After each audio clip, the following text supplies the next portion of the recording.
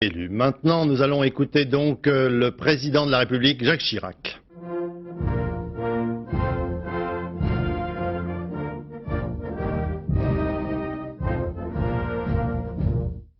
Mes chers compatriotes, les circonstances actuelles me conduisent à sortir de la réserve qu'exige ma fonction.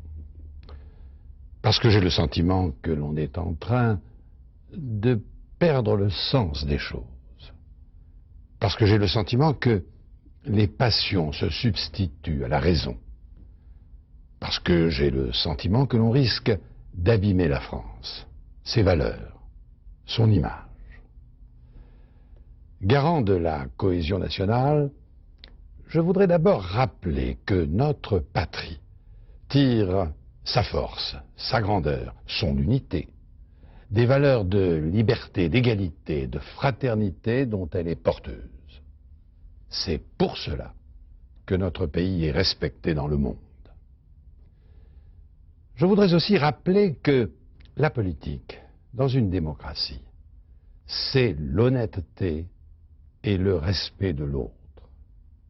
Que la politique, c'est défendre un idéal, c'est être au service de ses concitoyens. Que la fin ne saurait en aucun cas justifier les moyens. Qu'il faut en toutes circonstances un esprit de responsabilité et de vigilance.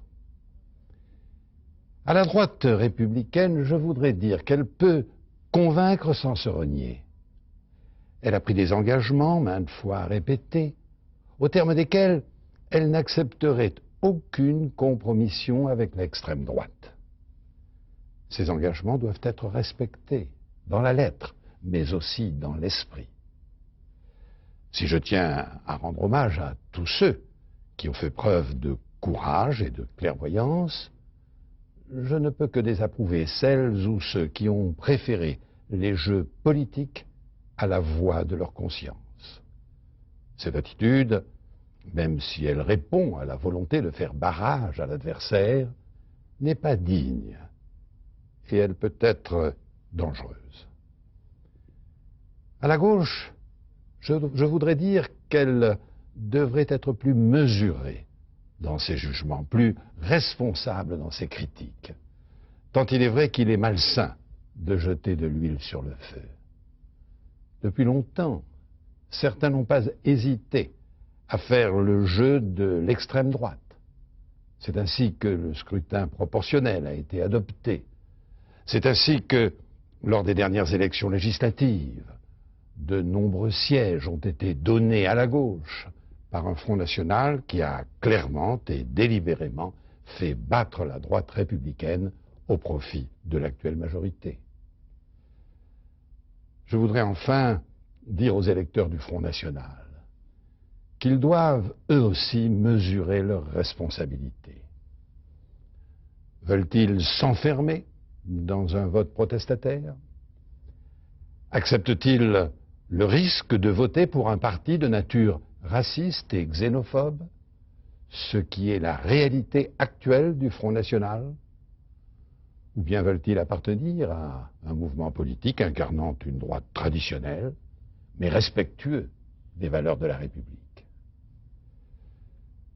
Mes chers compatriotes, une loi électorale inadaptée, que tous les responsables politiques de notre pays ont eu le grand tort de ne pas changer, a révélé un peu plus encore la confusion des esprits et le manque de conviction et d'ardeur. Cette situation, qui conduit un nombre croissant de Français à se détourner de la vie politique, n'est pas acceptable dans un pays profondément touché par le chômage et l'exclusion et confronté au choix de l'avenir. Cessons de donner à notre peuple de plus en plus critique et aux étrangers de plus en plus surpris le spectacle d'une vie politique plus soumise aux intérêts particuliers qu'aux exigences légitimes des Français et aux intérêts de la France. Aujourd'hui, le temps est venu de réagir. La France, pays pionnier, pays phare des libertés, doit rester fidèle à son idéal. Le temps est venu de moderniser notre vie politique et de l'adapter à son époque. Notre vie politique doit être plus proche des citoyens, plus transparente, mieux répondre aux exigences de la morale et de l'efficacité. Le renouvellement des élus, un nombre accru de femmes dans la vie publique, la réforme de certaines lois électorales, celle des cumuls, la place du référendum local ou national, bien d'autres changements encore s'imposent aujourd'hui. Sur tous ces sujets, j'entends conduire une grande réflexion. Je recevrai dans les prochaines semaines les responsables des formations politiques républicaines. Je m'entourerai des avis des personnalités les plus qualifiées. Et je dirai alors ce que je crois bon pour notre pays. De l'épreuve que traverse notre vie politique, sachons tirer l'énergie, l'imagination et la force pour dessiner le visage de la démocratie française de demain. Vive la République et vive la France.